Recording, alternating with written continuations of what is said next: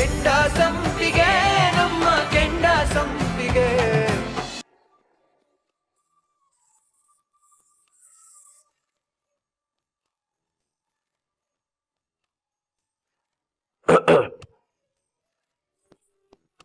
ಏನಾದ್ರೂ ಹೇಳ್ಬೇಕಿತ್ತ ಸಾಹೇಬ್ರೆ?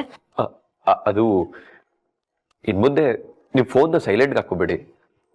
ನಾನು ಕಾಲ್ ಮಾಡಿದಾಗ ನೀವು ರಿಸೀವ್ ಮಾಡದೆ ಹೋದ್ರೆ ನಂಗೆ ತುಂಬಾ ಟೆನ್ಷನ್ ಆಗುತ್ತೆ. ಯಾಕೆ? ಏನೋ ಗೊತ್ತಿಲ್ಲ. ನನ್ಗೇನಾದ್ರೂ ಆಗುತ್ತೆ ಅಂತ ಭಯನ ಅಥವಾ ನಿಮ್ಗೇನಾದ್ರೂ ಆಗ್ಬಿಡುತ್ತೆ ಅಂತ ಭಯನ ಸಾಹೇಬ್ರೆ? ಅದು ನನ್ನಿಂದ ನಿಮ್ಗೆ ಯಾವ್ದೇ ರೀತಿ ತೊಂದರೆ ಆಗಲ್ಲ ಅಂತ ಹೇಳಿದ್ದೀನಲ್ವಾ?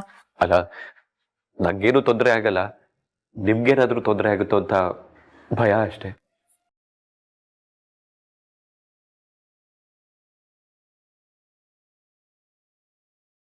ಅದು ಫೋನ್ ಹೇಗ್ ಸೈಲೆಂಟ್ ಆಯ್ತು ಅಂತಾನೆ ನನಗೆ ಗೊತ್ತಾಗಿಲ್ಲ ಸಾಹೇಬ್ರೆ. ನಿಮಗೆ ಫೋನ್ ಮಾಡೋಣ ಅಂತ ನಾನು ಫೋನ್ ನೋಡ್ದಾಗ್ಲೆ ನೀವು ಅಷ್ಟಲ್ಲಿ ಫೋನ್ ಮಾಡಿರೋದು ನನಗೆ ಗೊತ್ತಾಗಿದ್ದು. ಇನ್ನೊಂದ್ಸಲ ಆಗಲ್ಲ ಸಾಹೇಬ್ರೆ. ಸಾಹೇಬ್ರೆ, ಅದು ನಿಮ್ಮಿಂದ ನಾನು ಇನ್ನೊಂದು ವಿಷಯ ಮುಚ್ಚಿಟ್ಟಿದ್ದೀನಿ. ಯಾವ ವಿಷಯ?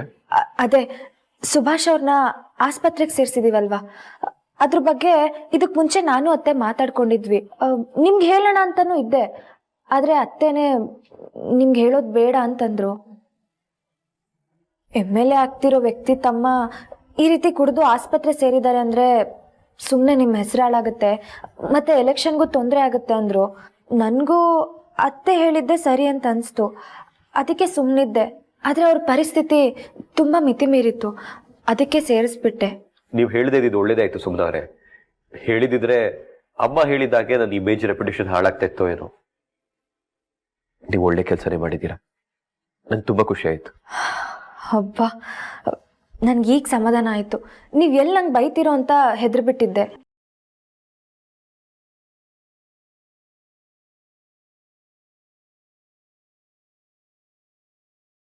ಅಪ್ಪ ನೋಡಿದ್ರಾ, ಅಪ್ಪ ಫೋನ್ ಮಾಡಿದ ತಕ್ಷಣ ಒಂದೇ ರಿಂಗ್ ತೆಗಿಬೇಕು ಅಂತ ಹೇಗೆ ಚಡಪಡಿಸ್ತಾ ಇದ್ದೀರಾ?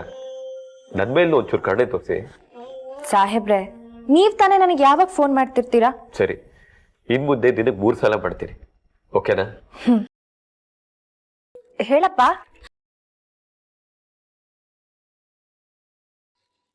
ಏನವ ನಮ್ಮ ಕಾಲೋನಿ ಜನ ಹೆಂಗ್ ನನಗೆ ಬೈತವ್ರು ಗೊತ್ತೇನವ? ಕ್ಯಾಕರ್ಸಿ ತುಪ್ಕ ಅಂತ ಉಗೀತಾ ಬಿದ್ದವ್ರೆ. ನೀನು ಹಿಂಗೇನವ ಮಾಡೋದು? ನಮ್ಮ ಬೀದಿ ಜನ ಎಲ್ಲ ಏನಂತವ್ರು ಗೊತ್ತಾ? ಅಲ್ಲ ಕಣಯ್ಯ, ದೀಪಾವಳಿಗೆ ಅಳಿಯ ಮಗಳನ್ನ ಕರೆದು ಅಚ್ಚುಕಟ್ಟಾಗಿ ಒಂದು ಊಟ ಹಾಕ್ಲಿಲ್ಲ, ನೀನೇ ಹೋಗಿ ಅವ್ರ ಮನೆಗೆ ತಿನ್ಕೊಂಬಂದ್ಬಿಟ್ಟೆ. ನೀನು ಯಾವ ಸೀಮೆ ಬೀಗ, ನೀನು ಯಾವ ಸೀಮ ಮಾವನಯ್ಯ ಅಂತ ಬೈತಾವ್ರ ಕಣವ. ಅದಕ್ಕೆ ಕಣವ, ನೀವು ಅಳಿಯಂದನು ಕರ್ಕೊಂಡು ಒಂದಿನ ಮನೆಗೆ ಬಂದ್ಬಿಡ್ರವ. ಚಿಕ್ಕದಾಗಾರ ಆಗಲಿ ಒಂದು ಬೀಗ್ರುಟು ಶಾಸ್ತ್ರ ಮಾಡ್ಬಿಡೋಣ ಕಣವ.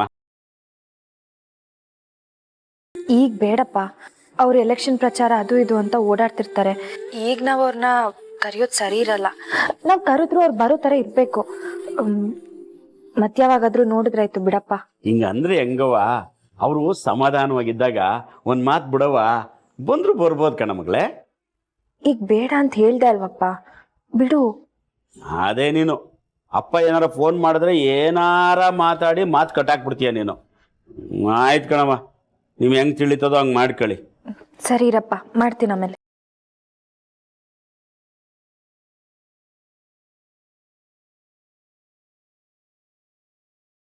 ಸರಿ, ನಾನು ಆಮೇಲೆ ಮಾಡ್ತೀನಿ. ಓಕೆ. ಏನಂದ್ರು?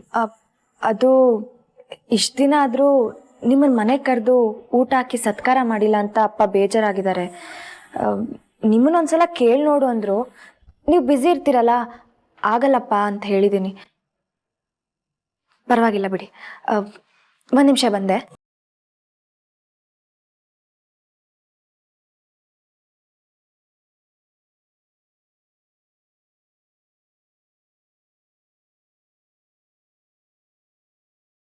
ಆಗಲ್ಲ ಅಂದ್ರೆ ಆಗಲ್ಲ ಕಾಶಿ. ಏ ಬುಲ್ಬುಲ್, ನಿಂತ್ಕೊಳೆ. ಒಂದ್ ಮಾತಾಡ್ತಿದ್ದಂಗೆ ಕೊಸಾರ ಅಂತ ಹೊಂಟೈತಿಯಲ್ಲ. ಕಾಶಿ, ಇನ್ ಎಷ್ಟು ದಿನ ಅಂತ ನನಗೆ ತುಂಬಾ ಟೆನ್ಷನ್ ಆಗ್ತಿದೆ. ಟೆನ್ಷನ್ ತಗೊಂಬೇಡ, ಅದಕ್ ನಾನ್ ಇವ್ನಿ ತಾನೆ, ನಾನ್ ನೋಡ್ಕೋತೀನಿ. ಒಳಕ್ ಹೊಡಿತೀನಿ. ಟೆನ್ಷನ್ ತಗೋಬಾರ್ದ? ಅವ್ನ್ ನೋಡಿದ್ರೆ ನನ್ನ ಕೆಳಿಸ್ದವ್ರ ತರ ನೋಡ್ತಾನೆ. ನಂಗೆ ಮೈಯೆಲ್ಲ ಹೊತ್ತಿ ಉರಿಯತ್ತೆ. ಅಯ್ಯೋ ನನ್ ರಾಣಿ, ನೋಡು ಇದೆಲ್ಲ ಇನ್ ಸ್ವಲ್ಪ ದಿನ ಆಟಯ್ಯ, ಇದೆಲ್ಲ ತಣ್ಣಗಾಗ್ಲಿ. ಆಮ್ಯಾಕಿಂದ ಅವನು ಇಲ್ಲಿ ಇರಕ್ಕಿಲ್ಲ, ಈ ಟೆನ್ಷನ್ ನಿನ್ಗಿರಕ್ಕಿಲ್ಲ. ಏನ್ ಸೊಳ್ಳೆನೇ ಇಲ್ಲಿ ಮಾಲಿನೇ? ಮಾಲಿನೇ, ಸೊಳ್ಳೆ ಬತ್ತಿದ್ದ ಮರ.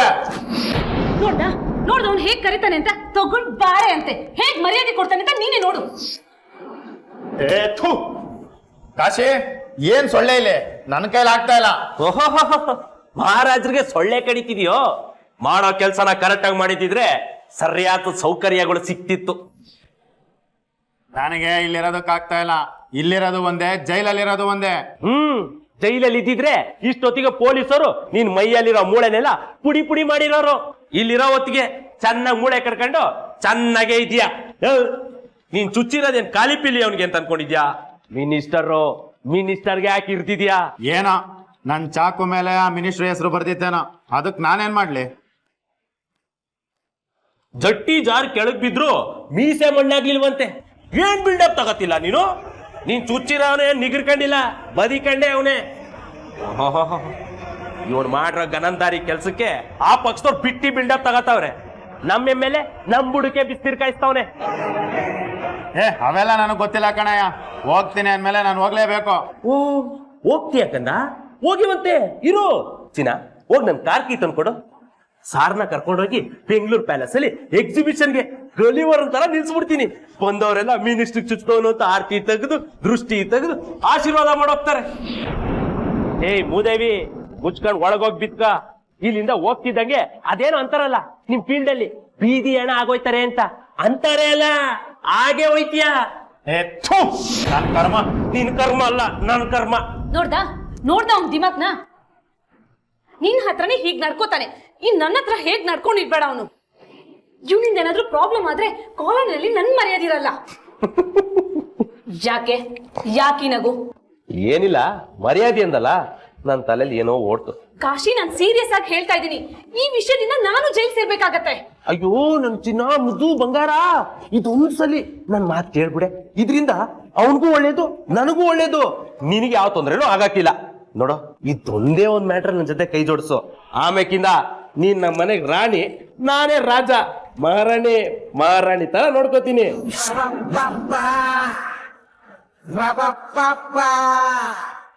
ಪ್ರತಿಯೊಂದು ಕ್ಷೇತ್ರದಲ್ಲೂ ಪ್ರಚಾರ ಯಾವ ರೀತಿ ನಡಿಬೇಕು ಅಂತ ಪಕ್ಷ ತೀರ್ಮಾನ ಮಾಡಿದೆಯೋ ಆ ಸ್ಟ್ರಾಟಜಿ ಪ್ರಕಾರನೇ ಎಲ್ಲ ಕೆಲಸನೂ ನಡೀತಾ ಇದೆ. ತೀರ್ಥ, ವಿಶೇಷವಾಗಿ ನಿನ್ನ ಕ್ಷೇತ್ರಕ್ಕೆ ಮಾತ್ರ 1 ತಿಂಗಳು ಎಕ್ಸ್ಟೆನ್ಷನ್ ಸಿಕ್ಕಿದೆ. ಈ 1 ತಿಂಗಳ ಕಾಲಾವಕಾಶನ ನೀನು ಬಹಳ ಚೆನ್ನಾಗಿ ಉಪಯೋಗಿಸ್ಕೋಬೇಕು. ಖಂಡಿತ ಸರ್, ನಾನು ಅದೇ ಪ್ರಯತ್ನದಲ್ಲಿದ್ದೀನಿ. ಹಗಲು ರಾತ್ರಿ ಕಾಲಕ್ಕೆ ಚಕ್ರ ಕಟ್ಕೊಂಡು ಪ್ರಚಾರ ಮಾಡ್ತಾ ಇದ್ದೀನಿ ಸರ್. ತೀರ್ಥ, ಬರೀ ಪ್ರಚಾರ ಮಾಡಿದ್ರೆ ಸಾಲದಪ್ಪ, ಏನಾದ್ರು ಇನ್ನೋವೇಟಿವ್ ಯೋಚನೆ ಮಾಡಬೇಕು. ಹೌದು ತೀರ್ಥ, ಶಂಕರೇಗೌಡರು ಹೇಳ್ತಾ ಇರೋ ಸರಿ. ಪ್ರಚಾರಕ್ಕೆ ನಿನಗೆ ಹೇಗೆ ಹೆಚ್ಚುವರಿಯಾಗಿ 1 ತಿಂಗಳು ಸಿಕ್ಕಿದೆಯೋ ನಿನ್ನ ವಿರೋಧಿಗಳಿಗೂ ಹಾಗೆ ಸಿಕ್ಕಿದೆ. ಆದರೆ ನೀನೇನಾದರೂ ವಿಶೇಷವಾದ ಕಾರ್ಯಕ್ರಮಗಳನ್ನು ಹಮ್ಮಿಕೊಂಡಾಗ ಮಾತ್ರ ಜನರ ಕಣ್ಣಲ್ಲಿ ಉಳಿತೀಯ. ತೀರ್ಥ, CM ಸಾಹೇಬ್ ಹೇಳ್ತಾ ಇರೋದು ಕರೆಕ್ಟ್ ಆಗಿದೆ. ನೀನು ಇವಾಗ ನನಗೆ ಗ್ರೌಂಡ್ ವರ್ಕ್ ಶುರು ಮಾಡು. ಅದ್ಯಾವುದೋ ಹೋಟೆಲ್ ಉಳ್ಕೊಂಡಿದೆಯಲ್ಲ, ಅದನ್ನ ಬಿಟ್ಟು ನಿನ್ನ ವಾರ್ಡಲ್ಲಿ ಅಥವಾ ನಿನ್ನ ಬೂತಲ್ಲೇ ಮನೆ ಮಾಡಿಕೊಂಡು ಅಲ್ಲಿಂದನೇ ಕೆಲಸ ಸ್ಟಾರ್ಟ್ ಮಾಡು. ಪ್ರತಿ ಬೂತ್ಗೂ ಹೋಗು, ಪ್ರಮುಖರನ್ನ ಭೇಟಿಯಾಗು, ಏರಿಯಾದಲ್ಲಿರೋ ಎಲ್ಲಾ ಲೀಡರ್ಸ್ನು ಭೇಟಿಯಾಗು. ಆಕ್ಚುಲಿ ಸರ್, ನಾನು ಅದೇ ಪ್ಲಾನ್ ಅಲ್ಲಿ ಇದ್ದೆ. ಶ್ರೀದೇವಿ ಕಾಲನಿ ಮತ್ತೆ ಸುತ್ತಮುತ್ತ ವಾರ್ಡ್ಗಳಲ್ಲಿ ನಂಗೆ ತುಂಬಾ ಸಪೋರ್ಟ್ ಇದೆ. ಆ ಸಪೋರ್ಟ್ ನ ಓಟ್ ಕನ್ವರ್ಟ್ ಮಾಡ್ಕೊಂಡ್ರೆ ನಾ ಗೆಲ್ಲೋದ್ರಲ್ಲಿ ಅನುಮಾನನೇ ಇಲ್ಲ.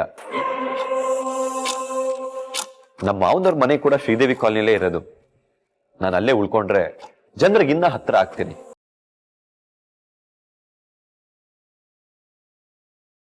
ಗುಡ್, ಒಳ್ಳೆ ನಿರ್ಧಾರ ಮಾಡಿದೀಯ.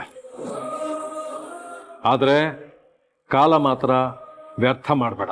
ಆದಷ್ಟು ಬೇಗ, ಅಂದ್ರೆ ಈಗಿಂದೀಗಲೇ ನಿನ್ನ ಕೆಲಸನ ನೀನು ಶುರು ಮಾಡ. ಸರಿ ಸರ್, ನೀವು ಹೇಳ್ದಂಗೆ ಮಾಡ್ತೀನಿ.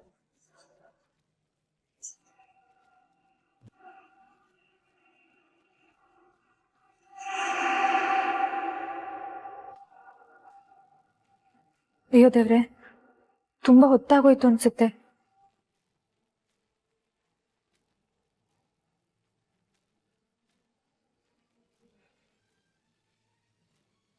ಇಷ್ಟೊತ್ತಿನಲ್ಲಿ ಎಲ್ಲಿಗೆ ಹೋಗಿದ್ಲಿ ಇವಳು?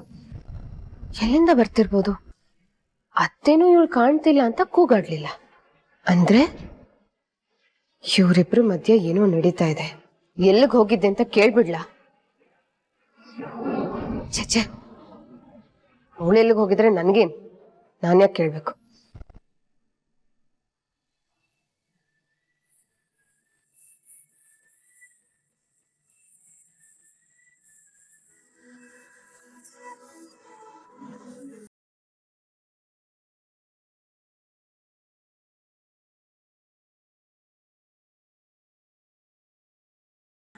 ಸಾಹೇಬ್ರೆ, ಎಲ್ಗಾದ್ರೂ ಹೋಗ್ತಿದ್ದೀರಾ? ಹೌದು ಸುಮ್ಮನವ್ರೆ, ಒಂದು ಅರ್ಜೆಂಟ್ ಕೆಲಸ ಇದೆ, ಅದಕ್ಕೆ ಒಂದು 4 ದಿನ ಆಚೆ ಹೋಗೋಣ ಅಂತ ಅಂದ್ಕೊಂಡಿದ್ದೀನಿ. ಅಲ್ಲ ಸಾಹೇಬ್ರೆ, ನೀವೆಲ್ಲೂ ಹೋಗಲ್ಲ, ಮನೆಯಿಂದನೇ ಎಲ್ಲ ಕೆಲಸ ಮಾಡ್ತೀರಾ ಅಂತ ಅತ್ತೆ ಹತ್ರ ಹೇಳಿದ್ದೆ. ಈಗ ನೀವು ನೋಡಿದ್ರೆ ಎಲ್ಲೋ ಹೊರಟಿದ್ದೀರಾ, ಅತ್ತೆಗೆ ಬೇಜಾರಾಗಲ್ವಾ ಸಾಹೇಬ್ರೆ? ಹಾಗೇನಾಗಲ್ಲ ಸುಮ್ಮನವ್ರೆ, ನಾನು ಅಮ್ಮಗೆ ಎಲ್ಲೋಗ್ತಾ ಇದ್ದೀನಿ ಅಂತ ಹೇಳಿದ್ರೆ ಇನ್ನೊಂದು 2 ಎಕ್ಸ್ಟ್ರಾ ಬಟ್ಟೆ ಪ್ಯಾಕ್ ಮಾಡ್ಕೋ ಅಂತ ಹೇಳ್ತಾರೆ. ಅದು ಹೋಗ್ಲಿ, ನೀವೆಲ್ಲಿ ಹೋಗಿದ್ರಿ? ಕಾಲೋನಿಗ? ಇಲ್ಲ ಸಾಹೇಬ್ರೆ, ಸುಭಾಷ್ ಹತ್ರ ಹೋಗಿ ಬಂದೆ. ಅವ್ರಿಗೆ ಪಾಯಸ ಅಂದ್ರೆ ತುಂಬಾ ಇಷ್ಟ ಅಂತೆ, ಅದಕ್ಕೆ ಪಾಯಸ ಮಾಡ್ಕೊಂಡು ಹೋಗಿದ್ದೆ. ಅವನಿಗೆ ಪಾಯಸ ಇಷ್ಟ ಅಂತ ನಿಮ್ಗೆ ಗೊತ್ತಾಯ್ತು? ಅತ್ತೆ ಹೇಳ್ತಿದ್ರು ಸಾಹೇಬ್ರೆ, ಚಿಕ್ಕವನಾಗಿದ್ದಾಗ ಪಾಯಸ ಅಂದ್ರೆ ತುಂಬಾ ಇಷ್ಟಪಡ್ತಿದ್ದ, ಆದ್ರೆ ಇವಾಗೆಲ್ಲ ಬಿಟ್ಬಿಟ್ಟಿದ್ದಾನಮ್ಮ ಅಂತ ತುಂಬಾ ನೊಂದ್ಕೊಂಡಿದ್ರು. ಅದಕ್ಕೆ ಇವತ್ತು ಪಾಯಸ ಮಾಡ್ಕೊಂಡು ಹೋಗಿದ್ದೆ. ಯಾರಿಗೇನ್ ಬೇಕು ಏನ್ ಬೇಡ ಎಲ್ಲ ಚೆನ್ನಾಗಿ ಅರ್ಥ ಮಾಡ್ಕೊಂಡಿದ್ದೀರಲ್ವಾ? ಆದ್ರೆ ನಿಮಗೇನ್ ಇಷ್ಟ ಅನ್ನೋದೇ ಗೊತ್ತಾಗ್ತಿಲ್ಲ. ಅದ್ಯಾಕೋ? ನೋಡಿ ಮತ್ತೆ, ನಿಮಗ್ ಮನೇಲಿ ಇರೋದು ಇಷ್ಟ ಅಂತ ನಿಮ್ ಪರವಾಗಿ ಅತ್ತೆ ಹತ್ರ ನೀವು ಮನೇಲೇ ಇರ್ತೀರಾ ಅಂತ ಹೇಳಿದ್ದೆ. ಆದ್ರೆ ನೀವ್ ನೋಡಿದ್ರೆ ಬಟ್ಟೆ ಎಲ್ಲ ಪ್ಯಾಕ್ ಮಾಡ್ಕೊಂಡು ಎಲ್ಗೋ ಹೊರಟಿದ್ದೀರಾ. ನಾನು ಒಬ್ನೇ ಹೋಗ್ತಾ ಇಲ್ಲ ಸುಮ್ನವ್ರೆ, ನನ್ನ ಜೊತೆ ನೀವು ಬರ್ತಾ ಇದ್ದೀರಾ.